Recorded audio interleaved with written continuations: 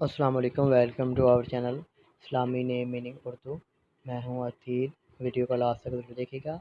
आदम नाम का शुमार लड़कों के नामों में होता है। आदम नाम की मानी ज़मीन पे आने वाला पहले इंसान के होते हैं।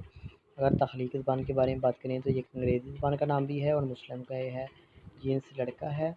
और अगर हम बात करें इस नाम के लकी नंबर की, तो इनका लकी नंबर 1 माना जाता है। अगर आप अपने नाम का सही लकी नंबर मालूम करवाना चाहते हो तो हमें कमेंट बॉक्स में डेट ऑफ बर्थ बताएँ। इस नाम का मज़ाहिब ईसाई है और ये मुस्लिम नाम भी है, मज़ाहिब भी है। हामी नंबर 279, बेहतरीन वक़्त 7 AM से लेकर 9 AM तक इनका बेहतरीन वक़्त होता है। इस नाम के मौफ़िक दिन में मंगल और जुमेरात शामिल होती है। इस नाम के लड़के किस तरह के होते हैं?